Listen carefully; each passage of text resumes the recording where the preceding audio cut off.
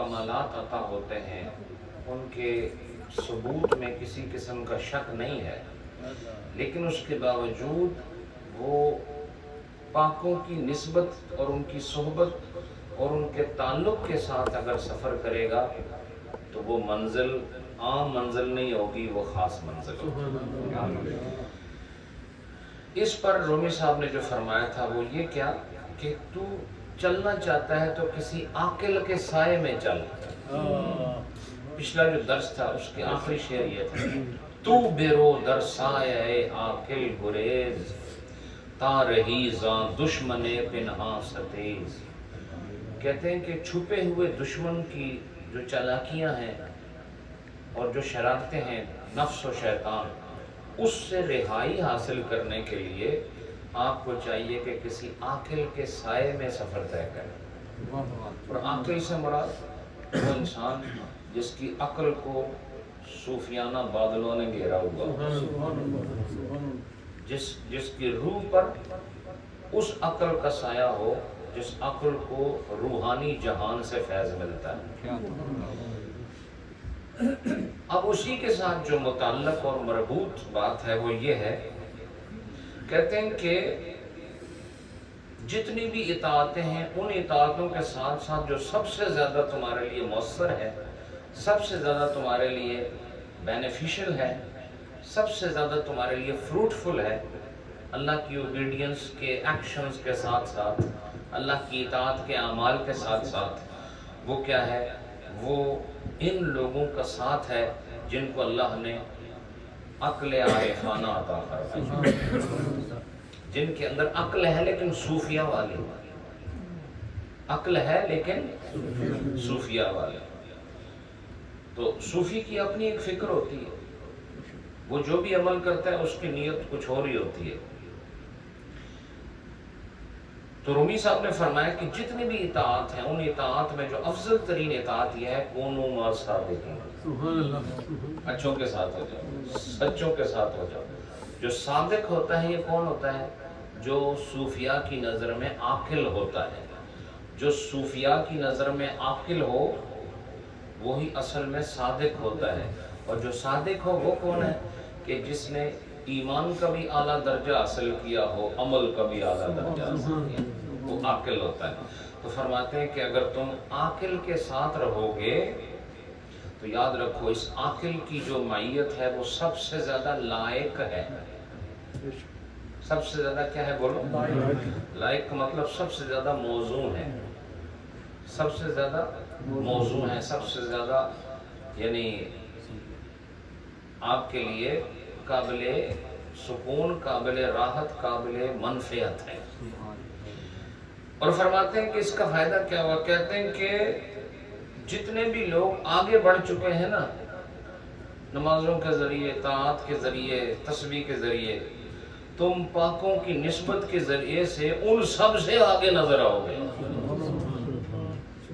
अगर आप चाहते हैं कि if you want to become at the very front position and front line, तो फिर आप उन लोगों के साथ रहें जिनको अल्लाह पाक ने आरिफाना मिजाज दिया है, जो अल्लाह वाले हैं। तो क्या होगा कि वो ऐसा नहीं कि उनके साथ रहोगे तो नमाजें ख़त्म, रोज़ा ख़त्म, नहीं, वो भी यही अमल कराएंगे, लेकिन उनके अमल के साथ साथ इखलास की जो नेमत है और अल्लाह के साथ इश्क व मोहब्बत के जो पैमाने हैं, उनकी जो नज़ाकतें हैं वो आपको सिखाएंगे। और फिर आपका अमल इबादत भी होगा और वो खुदा की मोहब्बत भी होगा। तो शेर क्या है? अज हमा ताआत इनत लाए कस्त, सबक याबी बर हर आंकू साबिकस्त। कि जो पहले से साबिक का मतलब जो सबसे आगे है, सबकत ले जाने वाला है।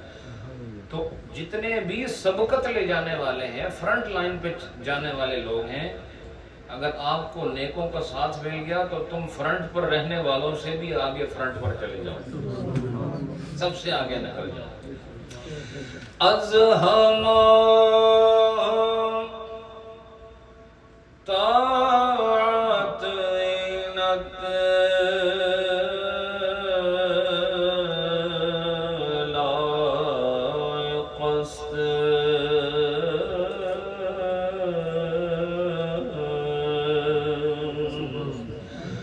سبق یابی برہرا کو سابق است.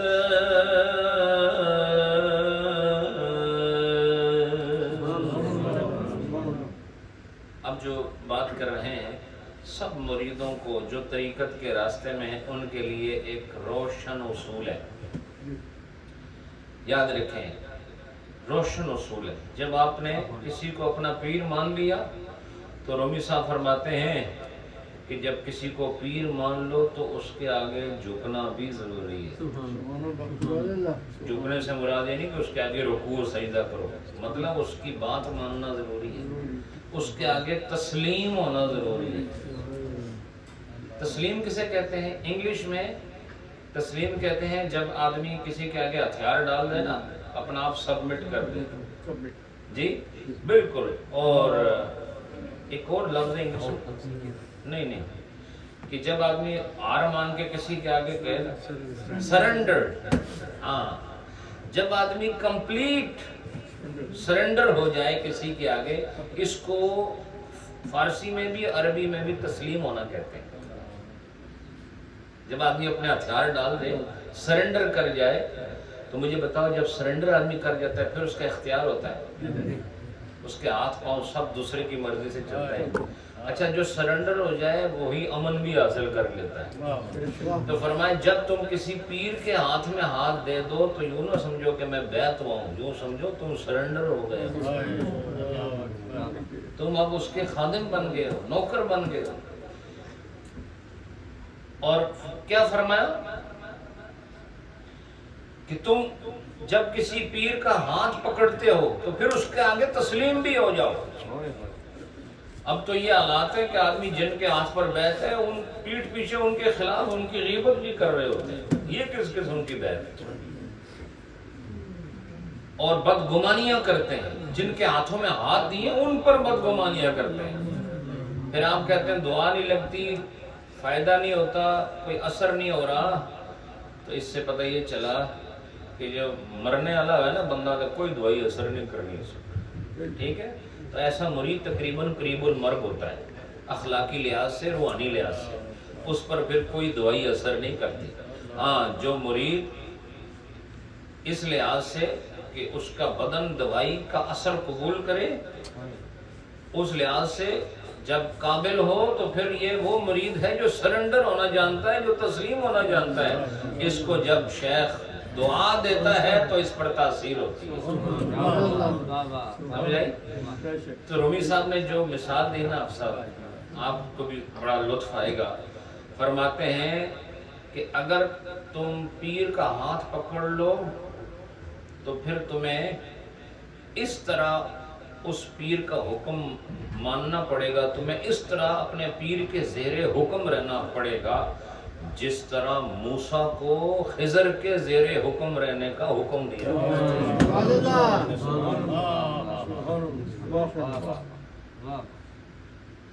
بھائی ان کو کیا طلب تھی؟ انشاءاللہ اس پر بات کریں گے. طلب کیا تھی؟ طلب یہ تھی کہ شان کے اعتبار سے حضرت خضر سے حضرت موسیٰ بہت بلند ہے، اور اعلیٰ حضرت کے قول کے مطابق حضرت خضر کا شمار بقول جمہور نبیوں میں ہوتا ہے. کس میں ہوتا ہے؟ بعض نے کہا ولی ہیں، بعض نے کہا نبی، لیکن اکثر کا جو موقف ہے وہ کیا ہے کہ وہ اللہ کے نبی ہیں اور اب بھی زندہ ہیں. بولو، اب بھی زندہ ہیں. اور آپ کا نام خضر بھی ہے اور خضر بھی ہے، خضر بھی ہے. ٹھیک ہے؟ اور یہ سبزے کے ساتھ اس کا معنی لیا جاتا ہے. اور آپ کی شانوں میں سے ایک شان یہ تھی کہ اگر آپ خشک گھاس پر بیٹھتے تو وہ سبز ہو جاتی. ٹھیک ہے؟ ڈرائی گراس جو تھی وہ گرین ہو جاتی. تو جب جو چیز ڈرائی ہو حافظ صاحب وہ مری ہوتی ہے نا. تو اللہ والوں کی شان یہ ہے کہ وہ مردہ گھاس پہ قدم رکھیں تو خدا اسے بھی زندہ اللہ والوں کی شان ہے. تو فرماتے ہیں کہ شان تو موسیٰ علیہ السلام کی بڑی ہے، لیکن کبھی کبھی ایسے ہوتا ہے کہ کہ بڑی شان والا چھوٹی شان والے سے بھی علم کی کوئی بات لے رہا ہوتا ہے۔ بڑی شان والا علم کے لیے کسی چھوٹی شان والے سے استفادہ کرتا ہے۔ استفادہ کا مطلب کیا ہوتا ہے؟ کسی سے فائدہ طلب کرنا۔ اور حضرت موسیٰ کی شان بہت بڑی ہے، لیکن اللہ نے مقدر اس طرح فرمایا تھا کہ حضرت خضر کی یہ شان تھی وَعَلَّمْنَاهُ مِن لَّدُنَّا عِلْمًا، کہ ہم نے خضر کو اپنی بارگاہ سے علم خاص یعنی علم غیب عطا فرمایا۔ کیا عطا فرمایا بولو؟ علم غیب عطا فرمایا۔ اور یہ وہ غیب تھا حافظ صاحب جس کا حضرت موسیٰ کو پتہ نہیں تھا۔ اس سے پتہ چلا کہ علم ما کانا و ما یکون کا تاج اگر کسی شخصیت کے سر پر ہے تو آمنہ کے لال محمد کے سر پر ہے۔ کیوں؟ وہ بھی قرآن سے ثابت ہے وَعَلَّمَكَ مَا لَمْ تَكُنْ تَعْلَمْ وَكَانَ فَضْلُ اللَّهِ عَلَيْكَ عَظِيمًا۔ اللہ پاک نے اپنے محبوب کو علم جو گزر گیا وہ بھی بتا دیا، جو آنے والا ہے وہ بھی بتا دیا، لیکن موسیٰ علیہ السلام کا یہ حال ہے کہ وہ اپنے دور کے ایک اور نبی سے علم حاصل کرتے ہیں۔ اور کس طرح حضرت موسیٰ علیہ السلام نے ان سے کیا کہا؟ قال له موسیٰ هل اتبعك على ان تعلمني ما علمت رشدا۔ کیا اس کا مطلب ہے؟ وہ کہتے ہیں کہ کیا آپ مجھے اجازت دیتے ہیں؟ بڑے ہیں لیکن حضرت خضر سے کہہ رہے ہیں آپ مجھے اجازت دیتے ہیں اس کی کہ میں اس شرط پر آپ کے ساتھ ساتھ رہوں، آپ کی پیروی کروں، آپ کے پیچھے چلوں، ان تعلمنی، کہ آپ مجھے پڑھائیں گے۔ بولو بولو نا، بولو ان تعلمنی، آپ مجھے پڑھائیں گے۔ دیکھو موسیٰ خضر سے پڑھ رہے ہیں، اس سے پتہ چلا شان میں موسیٰ بڑے ہیں لیکن علم وہ خزانہ ہے، چھوٹے سے ملے تب بھی لینا چاہیے۔ علم وہ خزانہ ہے جو چھوٹے سے ملے تو اس کو بھی لینا چاہیے۔ یہ موسیٰ علیہ السلام کی سنت ہے۔ اور فرمایا مما علمت رشدا، ان چیزوں میں سے جو حق کی باتیں ہیں جو آپ کو پڑھائی گئی ہیں۔ مجھے پڑھائیں گے آپ وہ جو آپ کو پڑھائی گئی ہیں۔ بولو نا۔ تو اب یہ غیب کا علم تھا نا حضرت خضر کے پاس، لیکن کیا فرمایا؟ مما علمت، تو غیب کا علم تھا لیکن پڑھایا گیا تھا، اس کا مطلب ذاتی نہیں تھا۔ علمت مطلب جو تو آپ کو پڑھایا گیا ہے۔ بولو جو آپ کو، جو علم آپ نے پڑھ لیا، جو علم آپ نے پڑھ لیا وہ مجھے پڑھائیں گے کہ نہیں؟ اس شرط پر میں آپ کے ساتھ رہنا چاہتا ہوں۔ تو اللہ اکبر، انہوں نے کیا کہا؟ انہوں نے کہا کہ آپ جس چیز کے بارے میں جانتے نہیں اس پر میرے ساتھ رہ کر کیسے صبر کر سکتے ہیں جی؟ آپ فرمایا کہ لن تستطیع معی صبرا، میرے ساتھ رہنے کی استطاعت آپ میں نہیں ہے کہ آپ میرے ساتھ رہیں اور خاموش رہیں، آپ سے صبر نہیں ہوگا۔ تو انہوں نے آگے سے کیا کہا کہ لا آسی لک امرا، حضرت موسیٰ کہا نا میں تھوڑی گل منسا، امی نال رکھو، بولو نا ہاں جی، میں تساں دی گل من لا، لا آسی، میں تھوڑی نافرمانی نہ کردا، لکا تھوڑی، امرا تھوڑے حکم دی میں نافرمانی نہیں کردا۔ انہاں کیا کسی میرے نال تسی نہیں رہ سکتے، کیونکہ جڑی گلاں میں کہہ رہا ہوں لم تحط به خبرا، اس طرح ہے نا کہ آپ تو اس خبر کا احاطہ نہیں کرنے والے، آپ کو پتہ ہی نہیں اس چیز کا جو میں جانتا ہوں، لہٰذا جب میں جو میں جانتا ہوں جب اس کا اظہار کروں گا آپ سے صبر نہیں ہوگا۔ تو انہوں نے کہا لا آسی لک امرا، نہیں تھوڑے حکم دی میں نافرمانی نہیں کردا۔ تو اس ساری بات کو رومی صاحب نے کیسے بیان فرمایا؟ وہ کہتے ہیں جب تم کچھ سیکھنے کے لیے کچھ پانے کے لیے کسی کی اتباع کا عہد کر لیتے ہو تو پھر اس کے آگے تسلیم ہونا ضروری ہے۔ بولو کیا ہونا ضروری ہے؟ تسلیم ہونا ضروری ہے. کس طرح؟ جس طرح موسیٰ علیہ السلام کو حکم ہوا کہ وہ حکم خضر کے آگے تسلیم رہیں، اس طرح تمہیں مرید ہو کر اپنے پیر کے حکم کے آگے تسلیم رہنا پڑتا ہے. جو گرفتی پیر ہی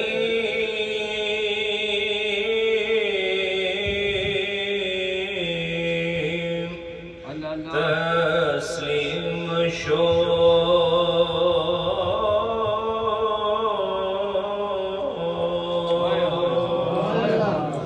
ہم چو موسیٰ زیر حکم خضر رو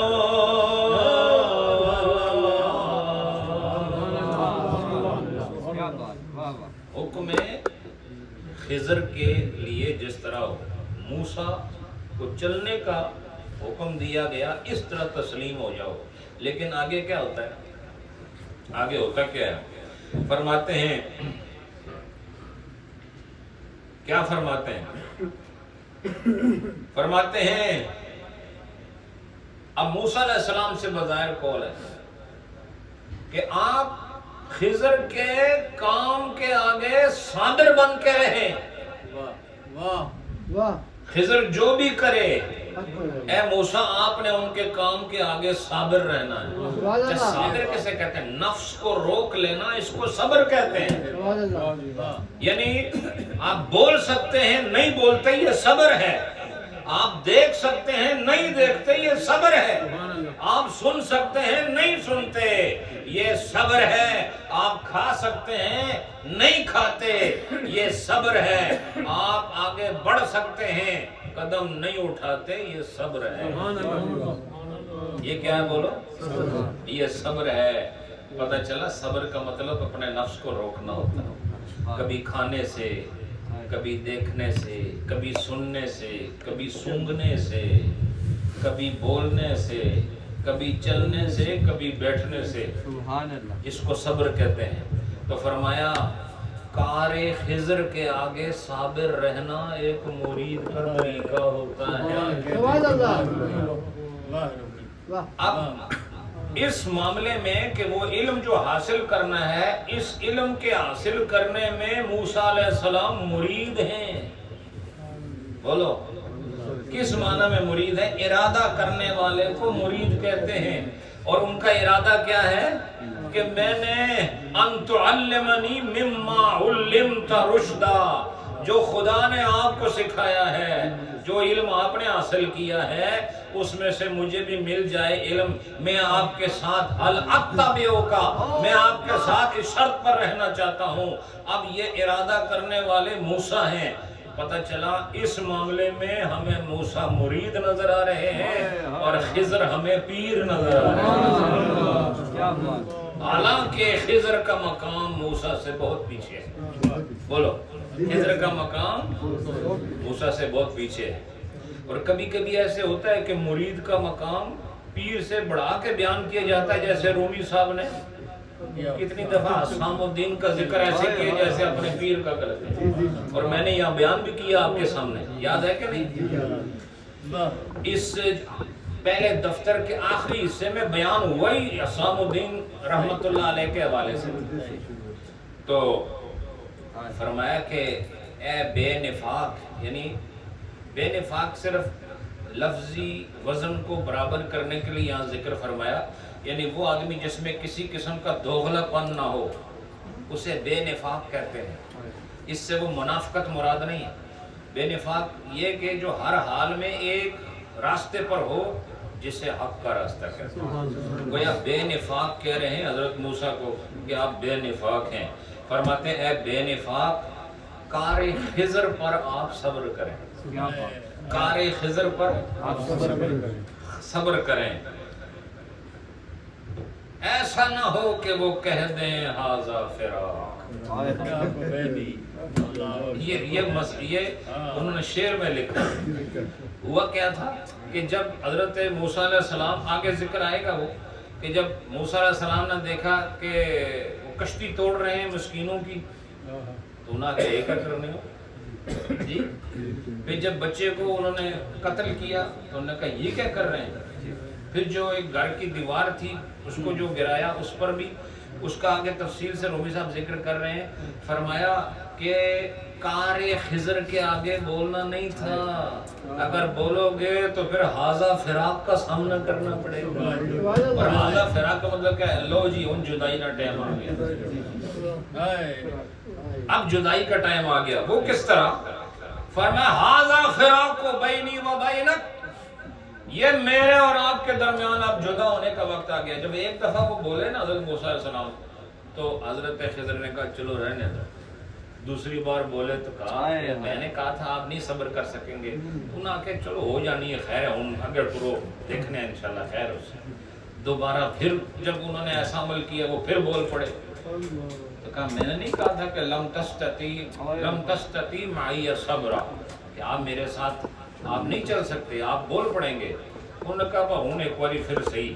تیسری بار جب ہوا تو انہوں نے کہا حاضہ فراق بینی و بینک, کون میرے تھوڑے درمیان جدائی. اصل میں یہ واقعہ بیان کر کے رومی صاحب بتانا چاہ رہے ہیں کہ پیر مرید کا تعلق ایسا ہونا چاہیے کہ اس میں حاضہ فراق والی بات نہ آ جائے.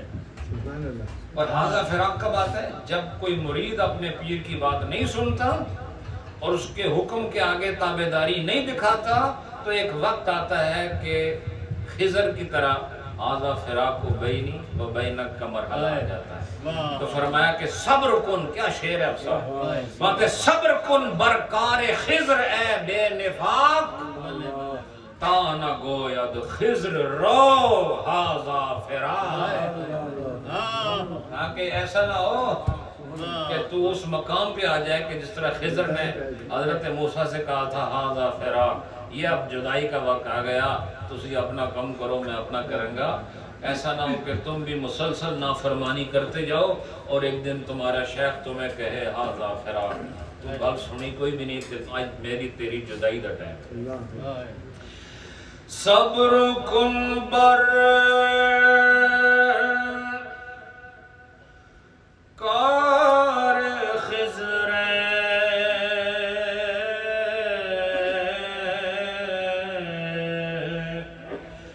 بے نفاق,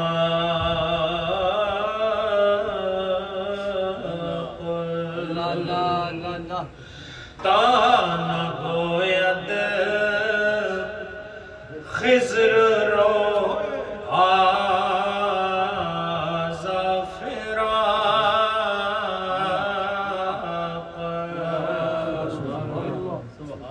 یہ آپ کو آداب طریقت سکھائے جا رہے ہیں کہ پیر کے سامنے نہیں بول. اگر کوئی کام ایسا بھی تمہاری نظر کے سامنے ہو رہا ہے کہ جو بشرطے کہ وہ پیر عالم دین ہو, اس کو قرآن و سنت کا پتہ ہو, اسے کلیات جزیات کی خبر ہو, پھر بھی اگر کوئی ایسا کام کر رہا ہے جو بظاہر تمہیں صحیح نہیں لگ رہا تو تم حضرت موسیٰ کی طرح بولنا نہیں. چونکہ موسیٰ علیہ السلام اس لیے بولے تھے کہ وہ نبی تھے اور ان کے سامنے جو کام ہو رہا تھا شرعی طور پر وہ جائز نہیں تھا.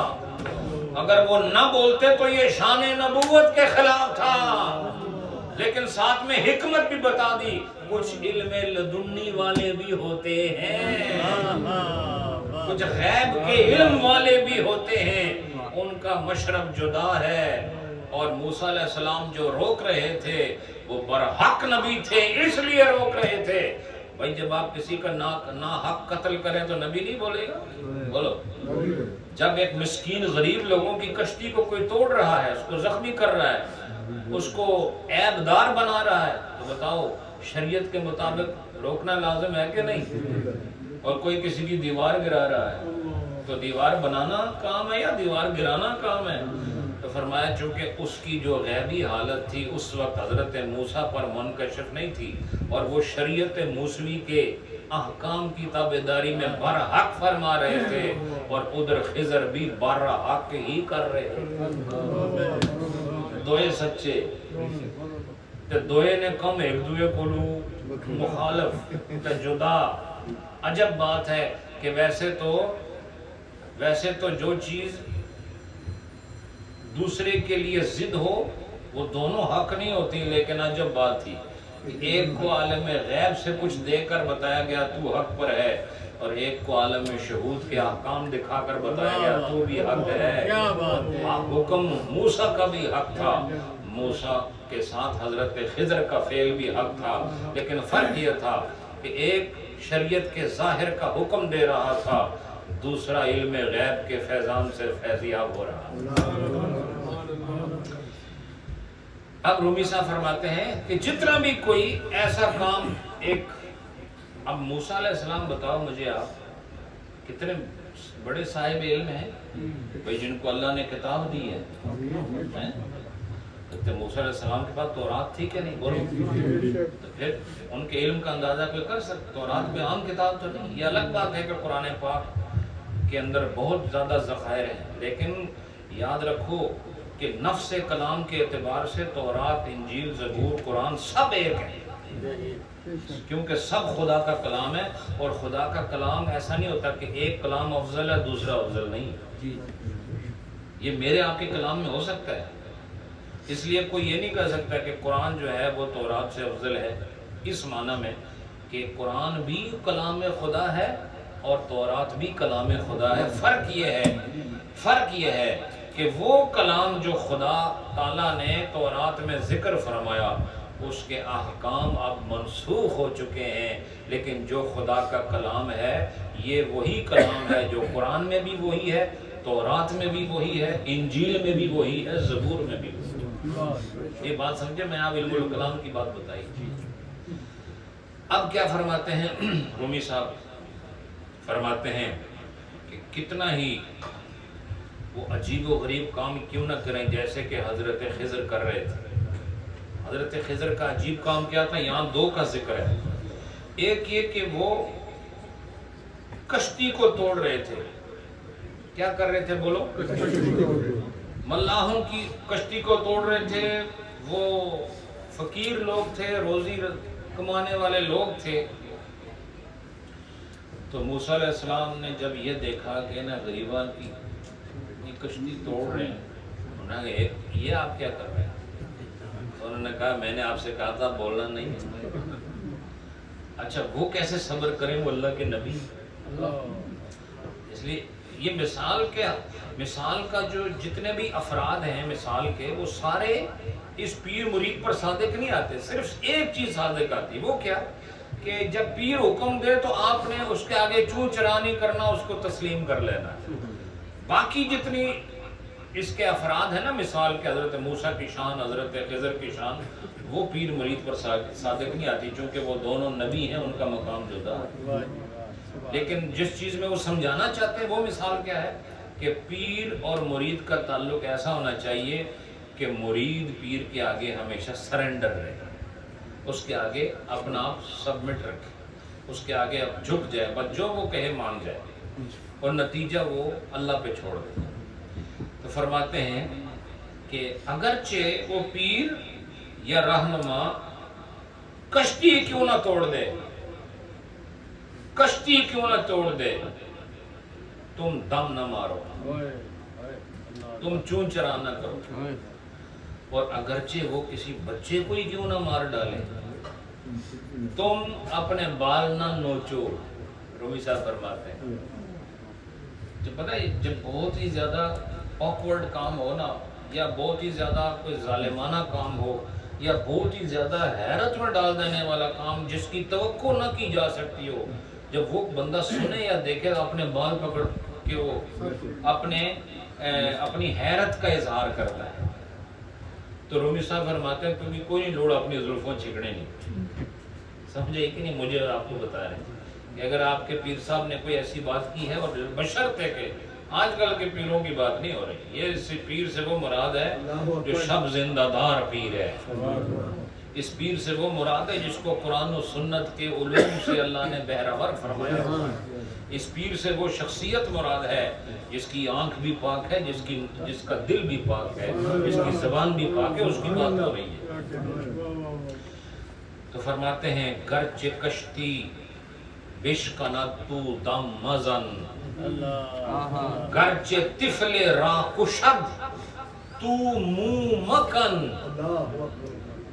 اپنے بالوں یہ کان کنی کا نام آپ نے لفظ سنا ہوگا، کسی کھودنا، اور تو اسی سے فرمایا اکھاڑنا، اس کے لیے کاف پر زبر آتا ہے، اور پیچھے آیا گرچہ طفل را کشد، کش کا معنی مارنے کے معنی میں ہوتا ہے، لفظ کا جو معنی ہے مارنے کے معنی میں ہوتا ہے، اور کنیدن کسی چیز کو اکھاڑنا یا کسی چیز کو زمین سے اٹھانا، اس طرح کے وہاں گڑھا بن جائے۔ تو فرماتے ہیں تو نے کوئی کلام نہیں کرنا اور تو نے کسی بے صبری کا اظہار نہیں کرنا، چاہے وہ یہ عمل ہی کر رہے ہوں۔ اب اگر عام انسان کہہ کہ یہ اعمال کیے جائیں تو لازماً انسان کو حیرت ہوتی کہ یہ کیسا کام ہے، یہ کیسی حرکت ہے، یہ ایک اتنے بڑے انسان نے اتنا بڑا غیر شرعی کام کیسے کر دیا؟ تو فرمایا تمہاری معلومات اور ہیں، اس کے معمولات اور ہیں۔ تو پھر فرمایا کشتی کیوں توڑی؟ اعتراض انہوں نے خود اس اعتراض کا پھر جواب دیا۔ جواب کیا دیا؟ جواب یہ دیا کہ جو حاکم وقت تھا اس نے تمام کشتیوں کو ضبط کرنے کا حکم دے دیا۔ یہ غریب لوگ تھے، اگر ان کی کشتی میں نقص نہ پیدا کیا جاتا، توڑ پھوڑ کرنے کے بعد جو نقص پیدا کیا گیا ہے، اگر یہ پیدا نہ کیا جاتا تو ان کی کشتی بھی لے جاتے۔ تو میں نے ان کی کشتی کو توڑنے کے لیے نہیں توڑا، بچانے کے لیے توڑا ہے۔ سمجھے کہ نہیں؟ اس کے بعد یہ بچے کو مار دیا آپ نے، آگے گئے تو بچے کو قتل کر دیے۔ فرمایا اس کی ماں اور باپ بہت نیک، بہت نیک۔ تو یہ بڑا ہوتا اور پھر اس نے جو شرارتیں کرنی تھیں، اس نے جو ظلم و بربریت کا نظام چلانا تھا اور اللہ کی جو معصیت کرنی تھی، ان سب چیزوں کا داغ والدین پر پڑتا، ان کو بچانے کے لیے اس کو قتل کر دیا۔ اب یہ چونکہ وَعَلَّمْنَاهُ مِن لَدُنَّا عِلْمًا، اتنے بڑے کام اسے ویلے ہونے، اس لیے خدا اپنے بندے کی خاص علم عطا یہ آج اس پر کوئی عمل نہیں کر سکتا ہے۔ کوئی کسی کی دیوار گرا دیتا ہے، میر آتی خواب ہے، کسی کا بچہ مار دے کہ مجھے خواب، اللہ نے خواب میں کہا مار اس نے پتھر، سمجھائی کہ نہیں؟ یہ آج کے ماحول میں یہ بات نہیں ہے کہ آپ کسی کی گاڑی کو جناب میں تھوڑا مار دیں۔ تو مجھے خواب میں آیا تھا کہ اگر گاڑی چوری ہونے والی ہے تو جب اس میں نقص ہوگا تو چوری نہیں ہوگی، تو پیر صاحب نے تھوڑا لے کے گاڑی کو مار دیا۔ تو فرمایا ایسے نہیں ہوگا، یہ خاص صورت میں ہوتا ہے جب خدا خود اپنے بندے پر مہربانی فرمائے، تب اس طرح کا غیبی علم عطا ہوتا ہے۔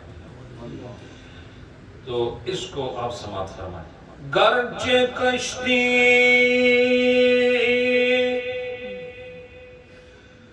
وشکاند تو دم مزن،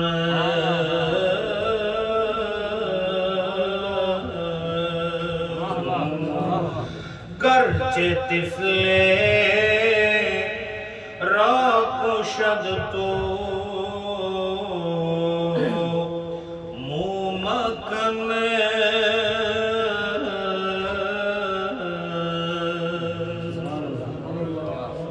اس کے بعد رومی صاحب فرماتے ہیں کہ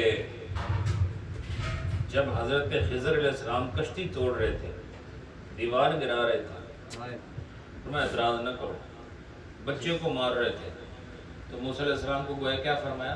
اعتراض نہ کرو۔ انہوں نے پہلے ہی بتا دیا تھا آپ صبر کر ہی نہیں سکیں گے۔ اب بتاؤ مجھے یہ بھی غیب کا علم تھا کہ نہیں؟ بولو نا، یہ بھی غیب کا علم تھا کہ نہیں کہ یہ میرے ساتھ صبر نہیں کر سکیں گے؟ جو چیزیں میں ان کے سامنے کر کے دکھاؤں گا، یہ حکم شرع کو سامنے رکھتے ہوئے فوراً اعتراض کریں گے۔ تو یہ بھی غیب کا علم تھا جو اللہ نے حضرت خضر کو عطا فرمایا، اور وہ جو آپ نے اعمال کر کے دکھائے اس کے جو نتیجے تھے وہ بھی غیب کا علم تھا، وہ بھی اللہ نے حضرت خضر کو عطا فرمائے۔ اور موسیٰ علیہ السلام سے ان چیزوں کو روپوش رکھا، ان چیزوں کو پس پردہ رکھا، تاکہ ایک بندے کی جو خصوصی شان ہے وہ ان پر ظاہر ہو جائے۔ اور پھر آپ کو یہ بھی بتایا کہ اس میں جو بڑا نقطہ یہ ہے کہ آدمی کتنا بڑا عالم ہو جائے، کتنا بڑا عالم ہو جائے، وہ اپنے سے چھوٹے سے اگر کوئی چیز سیکھنے کا موقع ملے تو اسے یہ نہیں سوچنا چاہیے میں اتنا بڑا عالم ہوں تو میں اس بچے سے کیا سیکھوں گا۔ تو فرمایا اتنے بڑے نبی ہیں حضرت موسیٰ تو خضر سے سیکھنے کے لیے تیار ہو گئے، تو کیا بلا ہے؟ بولو نا، جب حضرت موسیٰ کو اس میں عار نہیں ہے تو تجھے کیوں عار محسوس ہوتی ہے؟ اس سے پتہ چلا تیرے اندر تکبر ہے اور علم نے تجھے متکبر بنایا ہے۔ موسیٰ کو خدا نے تورات جیسا علم دے کر بھی پھر بھی علم کا پیاسا بنایا۔ اس لیے جتنا بھی علم آ جائے تو یہ نہ سوچو کہ اب کوئی اور مجھے نہیں سکھا سکتا، اور خاص طور پر جو مجھ سے چھوٹا ہے وہ مجھے نہیں سکھا سکتا۔ ہو سکتا ہے تیرے چھوٹے پر اللہ نے جو چیز منکشف کی ہے تجھ بڑے پر نہ کی ہو، اس لیے تو اس انکشاف کی وجہ سے اس آدمی سے جو فیض لے سکتا لے لے، اس میں تیری شان گھٹے گی نہیں۔ یہ موسیٰ کی سنت ہے، اس پر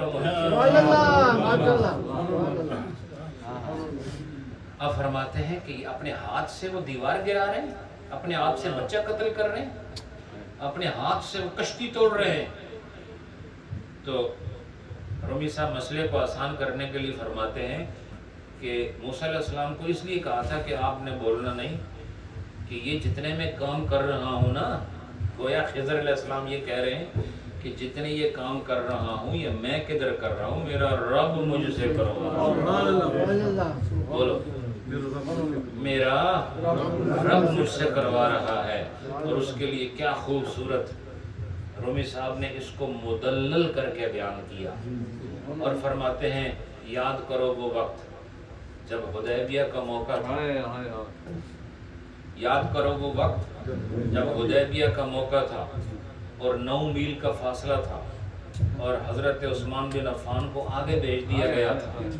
بولو کہ جا کے حالات چیک کر کے پاؤ، ان کو بتاؤ ہم آ رہے ہیں، ہمارے پاس کوئی ہتھیار نہیں، جانور ہیں اونٹ قربانی کے لیے اور کچھ لڑائی کے، ہم نے احرام پہنے ہوئے ہیں۔ تو وہ جب وہاں گئے تو انہوں نے قید کر لیا حضرت عثمان کو، اس کے نتیجے میں بیعت رضوان برائے عثمان، یہ فقیر کی طرف سے یہ جملہ لے لیا، بیعت رضوان برائے عثمان الحمدللہ وہاں جاری ہوئی، منعقد ہوئی۔ اور جب ان سب نے نبی پاک کے ہاتھوں پر ہاتھ رکھ دیے تو اللہ نے فرمایا ید اللہ فوق ایدیہم، ان ہاتھوں پر اللہ نے بھی ہاتھ موجود۔ کیا فرمایا؟ کہ ان ہاتھوں پر اللہ کا ہاتھ بھی موجود ہے۔ تو گویا رومی صاحب کہتے ہیں یہ جو اپنے ہاتھ سے کشتی توڑ رہا ہے یہ خضر کا ہاتھ نہیں، رب کا اپنا ہاتھ ہے۔ یہ بظاہر تو خضر کا ہاتھ لگ رہا ہے، اور قرآن نے اپنے نبی کے لیے آپ نے علماء سے سنا، خاص طور پر تقریروں والے جو علماء ہیں، وما رمیت اذ رمیت، حضور نے کنکریاں پھینکی تو اللہ نے فرمایا آپ نے کدھر پھینکی؟ ہم نے پھینکی ہیں۔ فرمایا کہ اللہ نے اپنے نبی کے ہاتھ کو اپنا ہاتھ فرما دیا۔ بولو، اللہ نے اپنے ہاتھ کو گویا نبی کے ہاتھ کی نسبت دے دی، فرمایا تمہارا ہاتھ نہیں میرا ہاتھ ہے۔ اس لیے فرمایا گویا خضر جب بچے کو مار رہے تھے یا دیوار گرا رہے تھے یا کشتی توڑ رہے تھے تو ہاتھ سے ہی کیا نا۔ تو فرمایا بظاہر یہ خضر کا ہاتھ تھا، اصل میں خدا کا ہاتھ۔ بولو کس کا ہاتھ تھا؟ خدا کا ہاتھ تھا۔ تو فرمایا کہ اللہ نے جب ان کے ہاتھ کو اپنا ہاتھ قرار دیا، اور دلیل کیا؟ فرمایا کہ حکم دست بندہ کو دست الہی کا جو حکم ملا وہ کس آیت سے ملا؟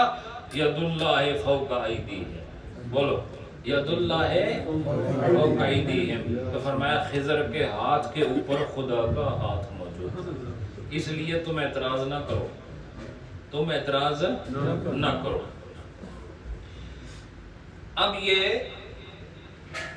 ایک شعر کیا ہے؟ دست اورا حق چو دست خیش خواند۔ اللہ تعالیٰ نے جب کہ اس کے ہاتھوں کو اپنا ہاتھ فرما دیا، دست اورا حق چو دست خیش خان، تا ید اللہ فوق ایدیہم براند۔ رامدن کہتے ہیں چلانے کو، مطلب کہ اللہ پاک نے ایک حکم کو چلایا، ایک حکم کو جاری فرمایا، کیا کہ اس کا جو ہاتھ ہے یہ اس ہاتھ پر میرا ہاتھ موجود ہے، یہ حکم جاری فرما دیا۔ اور آگے کیا فرمایا کہ اب جو اس کے ہاتھ پر رب کا ہاتھ ہے تو پھر رب کے ہاتھ نے ہی اس بچے کو مارا ہے اور اسی ہاتھ سے ہی بچے کو زندگی بھی عطا ہوتی ہے، یا یوں سمجھ لو کہ کسی کو اگر کسی کے ہاتھ سے زندگی ملے تو اس کے پیچھے بھی خدا کا ہاتھ ہوتا ہے، اور اللہ والے کی وجہ سے اگر کسی کو موت آ جائے تو اس کے پیچھے بھی خدا کا ہاتھ ہوتا ہے۔ لیکن فرمایا اللہ والے جب کسی کو زندہ کرتے ہیں تو پھر زندہ ایسا کرتے ہیں کہ وہ پائندہ ہو جاتا ہے۔ کیا ہو جاتا ہے بولو؟ ہاں، پائندہ کہتے ہیں، پائندہ اسے کہتے ہیں جس کو ہمیشگی حاصل ہو، بولو، جس کو ہمیشہ پائندگی، ہمیشگی، ہمیشہ رہنے والا۔ فرمایا اس طرح کی زندگی عطا ہوتی ہے اسے روح کے اعتبار سے کہ وہ ہمیشہ زندہ رہتا ہے۔ یہ کیوں؟ وجہ کیا ہے؟ یہ بندے کا ہاتھ نہیں، اس ہاتھ کے پیچھے رب کا ہاتھ۔ اور یہ جو بیعت ہم کرتے ہیں اور آپ لوگ جو بیعت ہوتے ہیں، یہ وہی رسم ہے، بیعت رضوان والی، بیعت اسلام والی، بیعت توبہ والی، سمجھے کہ نہیں؟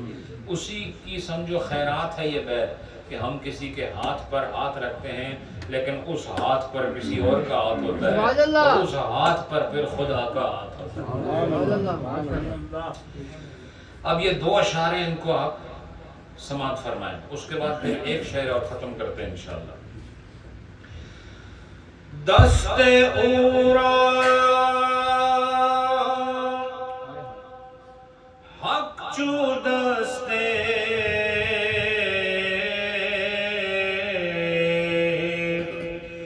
خیش خواند تاید اللہ فوق ایدیہم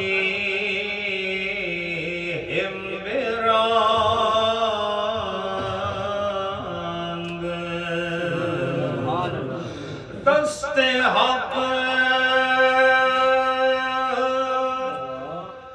میران دش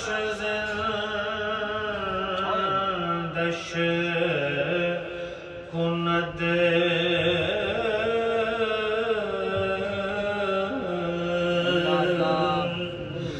زندہ چے در جا پائیں دش کند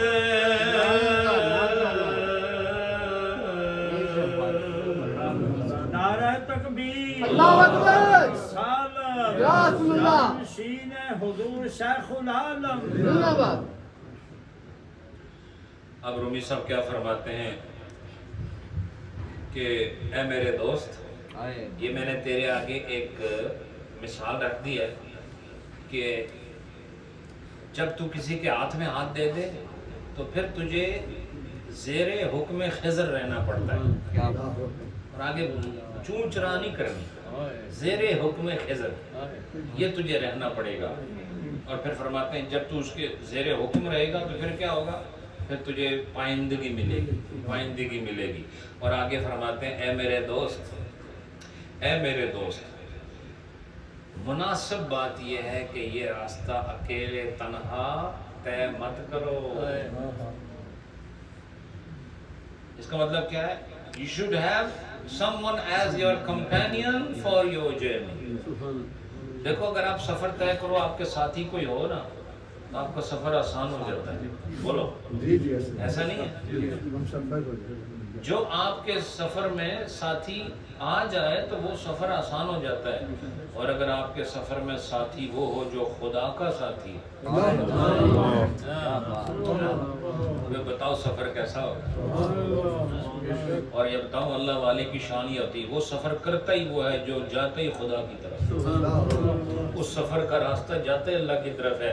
لہذا اللہ والوں کو اگر اپنا ساتھی بناؤ گے تو تمہیں اللہ کی ذات مل جائے گی، کیونکہ اس راستے سے وہ سفر طے کراتے ہیں جس راستے کی انتہا پر رب العالمین کی ذات عطا ہو۔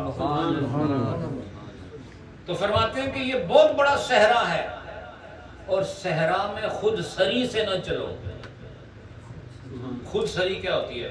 دیکھو، خود اور سر، اپنا سر۔ خود سر کا مطلب وہ آدمی جو اپنے سر کی بات مانے، بولو، وہ دوسرے کو سر نہ کہے۔ ہاں، بس کہ میں آپ میرے اتنا بڑا سر ہے، مینوں کے لوڑا سر کہنا جی۔ پر میں خود سر، حافظ صاحب فیصلے ادھر سے ہوتے ہیں۔ فرمایا جو خود سر ہو، انہیں ساری باتیں اپنی کرے کہ نہیں میں یہ کہتا ہوں، میں یہ کہتا ہوں، میں یہ کہتا ہوں، ایسے آدمی کو خود سر کہتے ہیں۔ اور جو خود سر ہو کہتے ہیں یہ خود سری والا ہے۔ تو فرماتے ہیں اس صحرا کا سفر خود سری سے نہیں ہوتا، ہم سفری سے طے ہوتا ہے۔ صحرا ڈیزرٹ، جی یہ ڈیزرٹ کھانے والوں کو کیا پتا ڈیزرٹ کا سفر کیسے ہوتا ہے؟ حضرات بڑا مشکل کام ہے، سمجھے کہ نہیں؟ یہ جو صحرا ہے نا، یہ شکم بھرنے والے اور دنیا کی لذتوں میں اپنا آپ گم کر دینے والے، ان کو کیا پتا یہ صحرا کا سفر کیسا ہوتا ہے۔ اور بتاؤ، صحرا کا سفر آسان سفر نہیں ہوتا، دنیا میں مشکل ترین سفر ہے۔ ایک سمندر کا سفر اور ایک صحرا کا سفر، اس میں جب تک رہنما ساتھ نہ ہو، ہم سفر ساتھ نہ ہو، صحرا کے سفر میں اکثر لوگ دم توڑ دیتے ہیں۔ پانی نہیں ہوتا، تپتی ریت ہوتی ہے، سورج بھی اپنے پورے غصے کا اظہار کر رہا ہوتا ہے، سمجھے، کوئی سایہ نہیں ہوتا، اور ریت پہ چلنا مشکل ہوتا ہے۔ تو رومی صاحب فرماتے ہیں یہ تصوف کا راستہ بھی بڑا مشکل ہے، بڑا مشکل ہے۔ فرماتے ہیں اس راہ میں اپنے سر سے نہ چلو، کسی صاحب دل کی نظر سے چلو۔ اس راستے میں اپنے اوپر اعتماد نہ کرو، کسی اللہ والے کا ہاتھ پکڑ کے اس پر اعتماد کرو۔ کیوں؟ صرف تمہیں چلنا پڑے گا، یہ سوچنے کی ضرورت نہیں ہے میں کس طرف جا رہا ہوں، بس اللہ والے کے ہاتھ میں جب ہاتھ آ گیا تمہارا کام صرف چلنا ہے، بعد میں جب نظر اٹھا کے دیکھو گے تو سامنے منزل نظر آئے گی، منزل تیار نظر آئے گی۔ تو فرماتے ہیں یار باید راہ راہ تنہا مرو۔ یار سے وہ مخاطب کر رہے ہیں میرے دوست، باید راہ راہ تنہا مرو، یہ راستے میں تنہا سفر نہ کر، نہ جا۔ یہ ایسے ہے جیسے کوئی جانے لگے اور رومی صاحب روک رہے ہیں۔ مرو کا مطلب کیا؟ ڈونٹ گو، انگلش میں مرو۔ اگر کہنا کہ گو تو فارسی میں کہیں گے بیرو، کیا کہیں گے؟ بیرو۔ اور اگر کہیں نہ جا تو کہیں گے مرو، نہ جا۔ تو یہ ایسے جیسے کوئی جانے لگا ہے اکیلا ہی، تو رومی صاحب کہہ رہے ہیں نہ جا، اس راستے میں اکیلا نہ جا۔ از سرے خود اندری صحرا مرو۔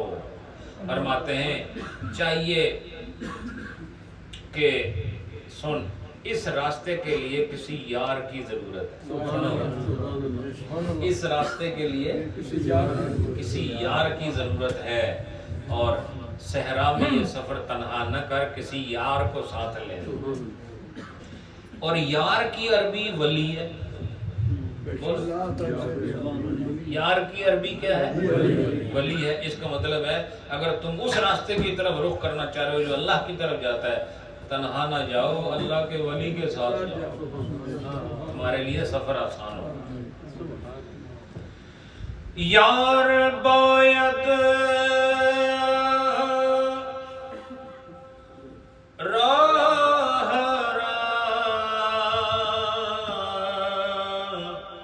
تنہا مرو،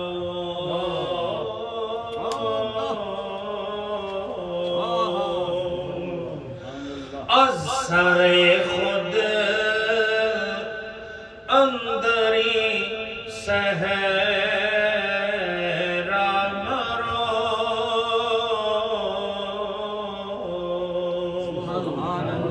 نعرہ تکبیر، اللہ اکبر، نعرہ رسالت۔ आलम या अब्दुल्ला। वारिस मसनद हुजूर शेख जिंदाबाद। आलम। हजरात ये शेर था आज के लिए, और इसके बाद ये जो वसीयत के हवाले से अशार हैं वो चंद रहते हैं, और वो हम इंशाल्लाह अगली मसनवी में बयान करके इसको ख़त्म कर देंगे। फिर एक नया उन्वान इंशाल्लाह शुरू होगा। थोड़े से एक शेर की वजह से नया उन्वान शुरू हो जाता है। फिर जो रूमी साहब का तरीका है वो मैंने अभी पढ़ा नहीं है, लेकिन थोड़ा सा इशारा है वो मुझे मैंने देखा, उससे पता चलता है। और उस पर यानी अगले दर्स पर ये हमारा जो ये टॉपिक है वो ख़त्म हो जाएगा, और फिर उसके बाद मसनवी को 5-7 हफ्ते का वक्फा है। इसमें मैं पाकिस्तान जाऊंगा, उर्स पाक की तैयारियां हैं, मरकज़ी उर्स नहरिया शरीफ की, तो इंशाल्लाह वापस आकर फिर सिलसिला वहीं से जोड़ेंगे।